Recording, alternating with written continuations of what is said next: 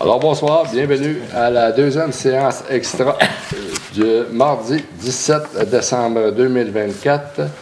Tous les membres du conseil ont été appelés, c'est ça? Convoqués, pardon. Tout le monde est présent. Alors, ordre du jour, Mme Gagné. Donc, le conseil a pris connaissance là, lors de l'avis de convocation de la séance extra. Oui, c'était 20h10. La séance. Merci, M. Ouverture de la séance. Adoption du règlement 24-562 concernant l'imposition des taxes foncières à divers taux, donc des taxes spéciales, des compensations et ou des tarifications pour la fourniture des services municipaux pour l'exercice financier de 2025 et la levée de la séance. Merci. Proposeur pour l'ordre du jour, s'il vous plaît. Je propose. Madame Bello, merci. Tout le monde est d'accord? Oui. OK.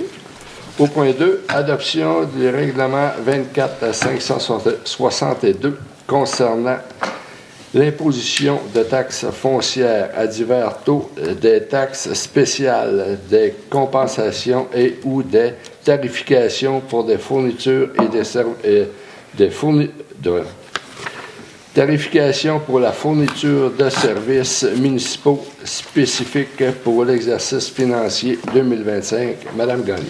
Donc, afin de pouvoir, là, à diverses dépenses, là, dans le fond, la Ville adopte le règlement fixant les taux de taxes, donc la taxe foncière, taxe d'eau, taxe d'égout. Donc, les dispositions là, de la loi sur la fiscalité municipale là, nous permettent de fixer des taux variés selon des classes de catégories. Je vais essayer de résumer parce qu'il y a encore aussi beaucoup de techniques, mais on va y aller aussi. Dans le fond, ce qu'on a fait, c'est lors de la planification du budget, il y a eu l'évaluation foncière a augmenté de 22 %, ce qui fait en sorte qu'on a dû faire des ajustements pour aller essayer d'équilibrer les revenus de taxes parce que sinon, ça aurait été des grosses hausses au niveau des citoyens.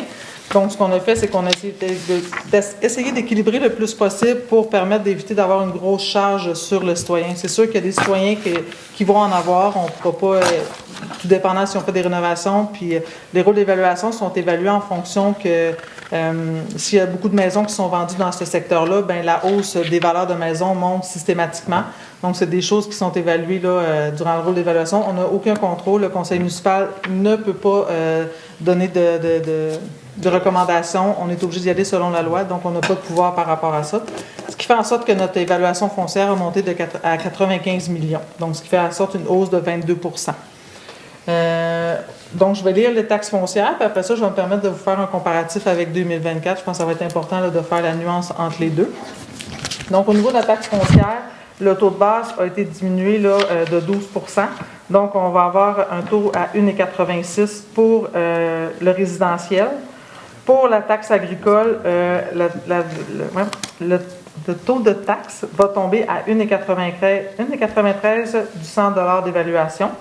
Pour les immeubles non résidentiels, donc le commercial, vont avoir une taxe là, qui a diminué également de 12 %, là, c'est important de le spécifier, là, vont avoir un taux de 4,25 du 100.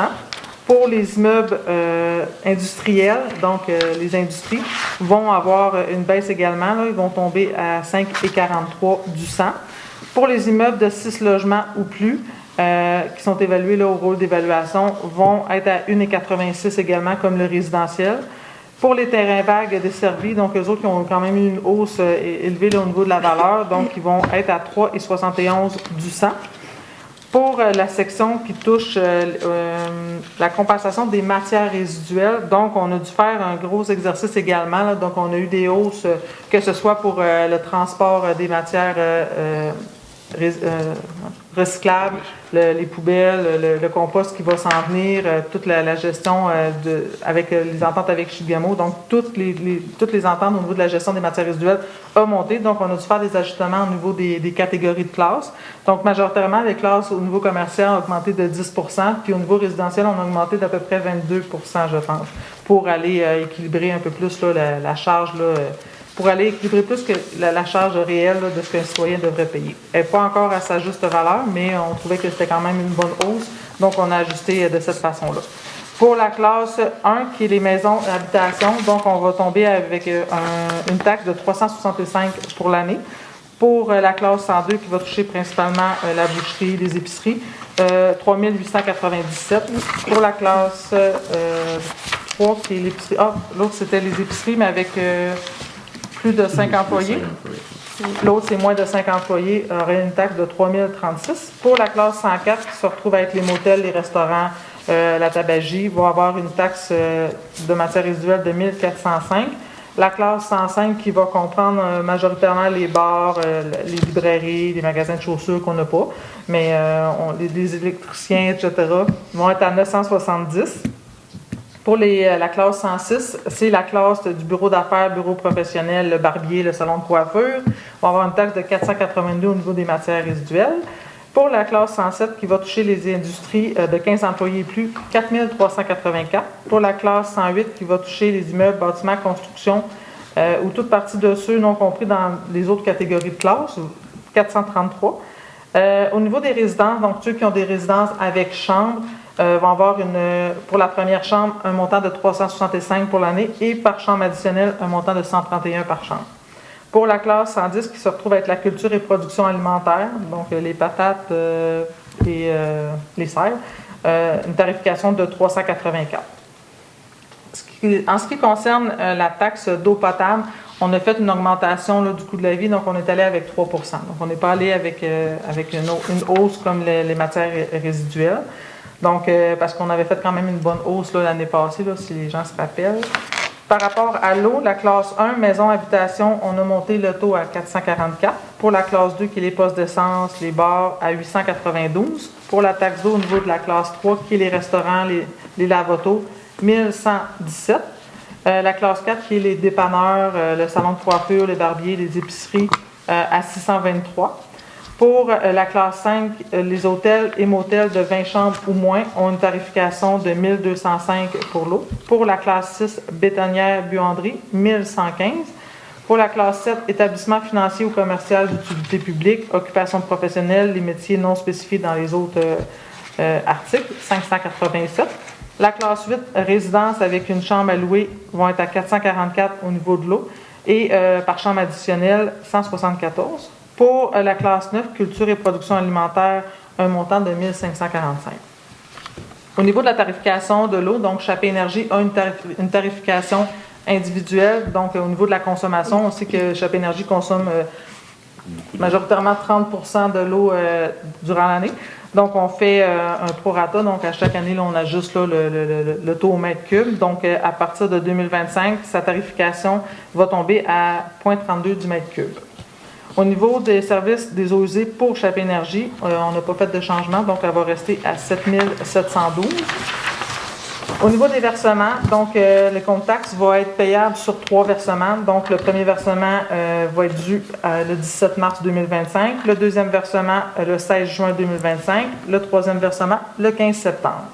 Donc les intérêts sur taxe foncière, donc ceux qui ne font pas le paiement à jour, sont à 12 % l'an ou 1 % par mois. Concernant les frais relatifs aux chèques sans fonds, donc on est encore à 40 $ de frais si on a des retours de chèques. Les taxes services payables sont payées, comme je disais tout à l'heure, en 3 versements. Et les frais relatifs à la location, parce qu'on a encore certaines locations de maisons mobiles, ont également 3 versements égaux aux mêmes dates. Le présent règlement va abroger l'ancien règlement qui était le 23 554, puis ce règlement-là va tomber en vigueur du moment de son adoption. Donc, comme je mentionnais, le taux de taxe résidentielle a passé de 2,8 à 1,86. Donc, comme je disais, on a fait une diminution de 12 % pour aller ajuster le taux. Fait que les gens vont recevoir le compte taxe en février, donc ils vont voir l'ajustement et à ce moment-là, on pourra en rediscuter. Merci. Ce que j'aimerais rajouter, c'est qu'au niveau du recyclage, vous savez, mieux on recycle, eh bien, à la fin de l'année, on a une redevance qui nous revient là-dessus. Fait que si on recycle mieux, bien la redevance va être encore meilleure et on enfouit moins. Donc, en enfouissant moins, c'est des frais de moins qu'on paye, là. Fait que c'est important. Puis bientôt, on va avoir le compostage. Alors, ça va être important de bien faire les choses. Fait que c'est juste un plus pour nous autres. Si on fait bien les choses, on va payer moins cher. C'est vous qui payez. Si vous ne le faites pas, ben, c'est toutes nous autres qui paient pour.